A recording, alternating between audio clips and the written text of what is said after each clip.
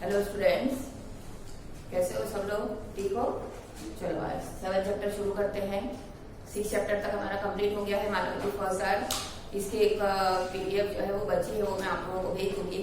आज लेसन तो हमारा स्टार्ट हो चुका है ना। तो आज हम लोग 7 चैप्टर शुरू करेंगे, कहानी निर्माण। ऐसे तो आप लोग 5th स्टैंडर्ड से स्टोरी राइटिंग सीखे हो और लिखना कैसे, कहानी को किस प्रकार से लिखा जाता है ना। छोटे छोटे से वाक्य होते हैं, उनको जोड़ के कहानी बनती है ना। और उसको घटनाक्रम में लिखा जाता है, जैसे पहले क्या हुआ, फिर उसके बाद क्या हुआ, फिर उसके बाद क्या हुआ। ऐसे घटनाक्रम में हम जो है कोई भी कहानी लिखते हैं। और कहानी हमेशा जो है पास्ट टेंस में लिखी जाती है, बराबर है ना। भूतकाल में लिखी जाती है कहानी, ठीक है। था करके वो शब्द, जैसे आप किसी को कोई कहानी सुनाते हैं तो एक राजा था ऐसे करके सुनाते हैं कहानी, तो पास्ट टेंस में कहानी हमेशा लिखी जाती है, ठीक है। अब कहानी लेखन आप लोगों को 6-7 में आया है ना। रूपरेखा के आधार पर कहानी लिखो, ये आपको क्वेश्चन पेपर में आता है। अब आपके ये वाले चैप्टर में जो है 4-5 कहानियां दी हुई हैं, तो आपको वो कहानियां लिखनी है, वो कहानियां लर्न करनी है। उसमें से आपको कहानियां एग्जाम में पूछी जाती है, ठीक है। अब इसमें छोटी छोटी सी कहानी के आधार पर आपको 2 चीजें बताई हैं, और एक है जो कहानी को किस प्रकार से आगे बढ़ाते हैं, है ना। तो 3-4 वाक्य यहाँ पे दिए हुए हैं। उसके बाद आपको उसके बाद क्या हुआ होगा ये सोच के उस कहानी को आगे बढ़ाना है। जैसे हमने पिछले वाले चैप्टर में पढ़ा था, है ना। एक किस्सा था छोटा सा, उसको आपको आगे बढ़ाना था, ठीक है ना। अब जैसे कोई भी एक छोटा सा घटनाक्रम होता है, मतलब कोई भी निर्जीव वस्तु को लो या सजीव वस्तु को लो, है ना। तो वो हमने देखा है, और वो घटनाक्रम के हिसाब से आगे आपको बढ़ाना है कि वो क्या क्या उसमें हुआ होगा। आपको जितने मार्क्स का पूछा जाए उसी हिसाब से आपको उसमें बढ़ाकर लिखना है। जैसे 5 मार्क्स के, तो 5 मार्क्स के हिसाब से आपको कहानी बना के लिखनी है। क्लूज तो दिए जाते हैं, लेकिन अगर आपको आगे बढ़ाने के लिए कहानी आई तो आपको किस तरह से लिखना है वो हमको आना चाहिए, ठीक है ना। कोई भी उसमें घटना जोड़ दो छोटी सी, बराबर। अब देखो इसमें बहुत ही छोटी सी है, एकदम जैसे 5th में आप समझते हो उसी टाइप की एक छोटी सी कहानी है। यहाँ पे देखो फिलप्स के रूप में कहानी दी हुई है, तो किसके साथ में कैसा उपयोग कौन से शब्द का होता है वो हमको आना चाहिए। जैसे कौवा और मुर्गी, है ना, बिल्कुल छोटी सी कहानी है एनिमल्स की। दोनों एक घर में डैश थे, तो क्या लिखेंगे हम लोग, रहते थे, ठीक है। डैश दाना लाता था।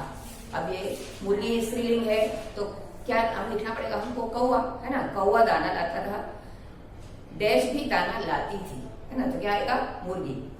ऐसा करते करते घर में बहुत सा दाना जमा हो गया, ठीक है ना। जो भी दाना होगा, ज्वार बाजरा जो भी लाते होंगे, वो बहुत सारे इकट्ठे हो जाते हैं उनके यहाँ पे। एक दिन कौवे ने क्या आएगा, कहा, है ना। कौवे ने कहा होता है, कौवे ने बोला नहीं लिखते हम लोग हिंदी में। कौवे ने कहा, मैं चावल लेने जाता हूँ, तू घर का दरवाजा बंद रखना। क्या बंद रखेंगे, वो घर का दरवाजा। तो हम क्या शब्द लिखेंगे यहाँ पर, दरवाजा।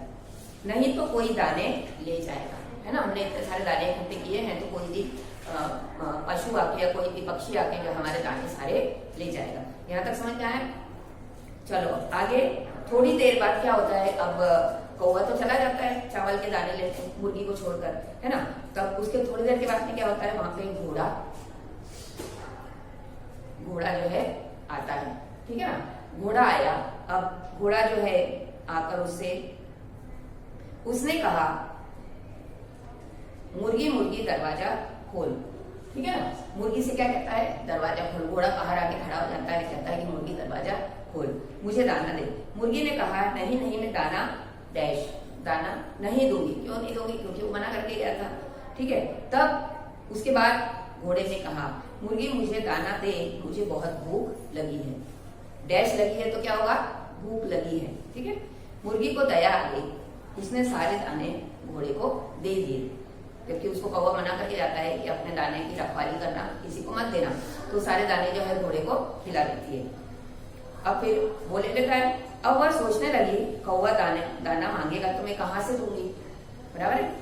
मुर्गी बहुत घबरा गई, पहले तो वो उसको दे देती है, उसके बाद वो घबराने लगती है। जब कौवा दाना लेकर लौटा, है ना, जब वो चावल के दाने लेके वापस आता है, तब मुर्गी, अब देखो यहाँ पे एक चक्की बनी हुई है जिसको हाथ से ऐसे पीसते थे ना, चक्की हम लोग पहले पुराने समय में, तो चक्की रखी रहती है। यहाँ पे चित्र में देखो, चक्की के पास मुर्गी छिप जाती है, चक्की के पीछे छिप जाती है। वो डर जाती है कौवे से कि कौवा कुछ मुझे बोलेगा, ठीक है।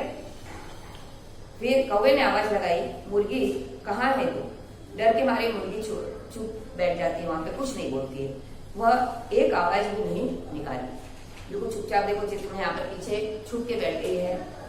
अब क्या होता है, उसी समय एक बिल्ली घर में आई, है ना, ऐसा होता रहता था। एक बिल्ली आती है, बिल्ली ने कहा मुर्गी मुझे अपनी चक्की दे दे, है ना, उससे चक्की मांगने आती है वो, मुझे दाना पीसना है। पीसना मतलब उसके अंदर दाने डालते हैं और ऐसे पीसते हैं, उसको बोलते हैं पीसना। कौवे ने कहा मुर्गी तो घर में है नहीं। वो ऐसा क्यों बोलता है, क्योंकि मुर्गी तो चक्की के पीछे छुपी रहती है, ठीक है, तू अपना दाना यहीं ला के पीस ले, है ना, बोलता है कि यहीं पे आ जाओ, यहीं पे आके पीस ले। तो बिल्ली दाना ले आई और पीसने बैठ गई, है ना, उनके घर पे आके बैठ जाती है।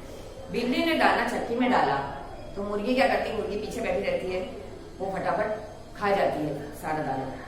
बिल्ली ने दाना और चक्की में डाला, मुर्गी ने उसे भी खा लिया। बिल्ली पीसने लगी पर आटा नहीं निकला, बराबर। वो सारे दाने जो है कौन खा रहा था, मुर्गी खा रही थी। ये देखकर बिल्ली बहुत दुखी हुई। अब इसमें देखो पैराग्राफ कैसे चेंज होते हैं, वो उसको भी ध्यान में रख के आपको देखना है। अब क्या होता है, बिल्ली सारी बात जो है कौवे को बताती है कि देखो मैं तो इसमें दाना डाल रही हूँ लेकिन इसमें से तो कुछ निकलता ही नहीं है। कौवा बहुत चकित हुआ, सोचने लगा दाना कहाँ गया होगा। ढूंढते ढूंढते क्या होता है, वो ऐसे चलते चलते पीछे आता है, तो देखा तो वह मुर्गी मुंह में दाना भरकर बैठी थी। मुर्गी के मुंह में, अब वो इतनी जल्दी जल्दी इतना सारा दाना नहीं खा सकती, तो क्या करती है, सारे दाने मुंह में भर के बैठ जाती है। उसका मुंह दाने से एकदम फूल गया था, देखो चित्र में, बराबर है। तो कौवा जो है उसको आके देख लेता है। अब उसको जब इस दशा में देखता है, उसको तो पता चल जाता है कि ये छुप के बैठी थी और झूठ बोल रही होगी, है ना, तो वो हंसने लगता है। उसे देखकर बिल्ली भी हंसने लगती है, तो दोनों हंसते हैं, तो मुर्गी को भी जोर की हंसी आ जाती है और उसके सारे दाने जो है, यहाँ पे चित्र में देखो सारे दाने जो है नीचे गिर जाते हैं, ठीक है। वह हंसी और उसके मुंह से सारे दाने निकल पड़े। एक छोटी सी घटना टाइप का है, तो उसको किस टाइप से आपको पैराग्राफ चेंज करके लिखना है, ये हमको आना चाहिए। आ गया समझ? तो यहाँ पे ये पूरा हो गया। अभी एक और है। एक दिन अकबर ने बीरबल से पूछा, अब ये कहानी को आगे बढ़ाना है आपको, बीरबल दुनिया में सबसे अधिक शक्तिशाली कौन है, ठीक है। अब बीरबल ने आगे क्या बताया होगा ये आपको लिखना है। अकबर बीरबल के किस्से सुने हैं ना सब लोगों ने, कहानी भी पढ़ी होगी। अकबर जो है वो जब राज्य करता था भारत पर, है ना, यहाँ पे जो शासन था उसका, तो उसके वहां पर एक मंत्री था बीरबल, है ना। तो अकबर जो भी कुछ उसको ये होता था, सलाह लेनी होती तो हमेशा बीरबल से सलाह लेता था, ठीक है ना। तो एक दिन वो ऐसे क्वेश्चन कर लेता है कि कौन शक्तिशाली है सबसे ज्यादा, जबकि ये सब चीजें राजा को पता होना चाहिए। तो बीरबल से क्वेश्चन करता है, तो बीरबल जो है उसको सरल भाषा में किस प्रकार से समझाता है, वो यहाँ पे आपको लिखना है। कि बीरबल क्या कहता है कि दुनिया में सबसे ज्यादा शक्तिशाली सूर्य है, ठीक है। तो अकबर पूछता है कैसे, तो उससे वो भी मांगता है कि कैसे, तुम कैसे कह सकते हो कि सूर्य सबसे ज्यादा शक्तिशाली है। तब वो बोला कि दुनिया में 3 शक्तिशाली शक्तियां हैं, हवा, पानी और सूर्य। देखो ये उस समय का है जब इतने ज्यादा कोई वेपन्स नहीं होते थे, ये हथियार नहीं होते थे, खाली तलवार और भाले से युद्ध होते थे, है ना। तो शक्तिशाली तो वही चीजें कहलाएंगी ना, नेचुरल चीजें, है ना। तो वैसे तो अभी भी है वही, ऐसा नहीं है कि वो नहीं है, हथियारों से तो ज्यादा ही शक्तिशाली है, बराबर। लेकिन उस समय की बात यहाँ पे होगी। तो क्या हुआ, हवा, पानी और सूर्य को ज्यादा शक्तिशाली तीनों को बताया। तो ये पूछता है कि सबसे ज्यादा कौन है इसमें शक्तिशाली। तो एक बार तीनों में बहस हुई कि सबसे बलवान कौन है। तीनों, हवा, पानी और सूर्य, तीनों बहस करते हैं कि हम तीनों में कौन ज्यादा शक्तिशाली है। सूर्य ने कोट पहने हुए जाते हुए एक आदमी की तरफ इशारा करते हुए कहा, जो इसका कोट उतरवा देगा वही सबसे ज्यादा शक्तिशाली है ना। तो अब हवा का सबसे पहले नंबर आता है। तो हवा क्या करती है, हवा जोर जोर से चलने लगती है, ठीक है। तो जोर जोर से जब चलती है तो तूफान बन जाती है, ठीक है। तूफान बनने के कारण वो आदमी क्या करता है, अपने कोट को कस के पकड़ लेता है ना। और इस पर हवा जो है वो ये सोचती है अब तो ये कोट उतारेगा नहीं, इसलिए वो अपनी हार मान लेती है। दूसरा चांस किसका था, पानी का था। तो पानी से जब कहा गया कि तुम बताओ कि तुम कैसे शक्तिशाली हो, प्रूफ करो, तो पानी जो है वो जोर जोर से बरसने लगता है।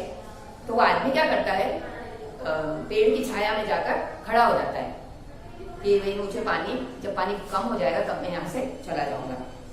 फिर भी वो अपना कोट नहीं उतारता है, लेकिन अपनी हार मान लेता है ना, कि मैं शक्तिशाली नहीं हूँ। लेकिन जब सूरज की बारी आती है तो वो अपनी धूप जो है वो बहुत तेज कर देता है, ठीक है ना, बहुत ज्यादा तेज कर देता है। तो आदमी जो है जो कोट पहन के खड़ा रहता है वो घबरा जाता है और अपना कोट उतार देता है, गर्मी से घबरा जाता है और अपना कोट उतार देता है, इसलिए वो सबसे ज्यादा शक्तिशाली कहलाया। तो ये आंसर जो है बीरबल अकबर को बताता है कि दुनिया में सूर्य जो है सबसे ज्यादा शक्तिशाली है। बराबर, अकबर खुश हो जाता है और उसको इनाम देता है। ठीक है, तो यहाँ तक ये दो कहानी आपको समझा दी है। ठीक है ना, इसकी पीडीएफ आपको आएगी और इसका एक पेज हमारा रह गया था तो वो मैं इसके साथ में आपको भेजूंगी। ठीक है ना, तो यहाँ पे हमारी वीडियो खत्म।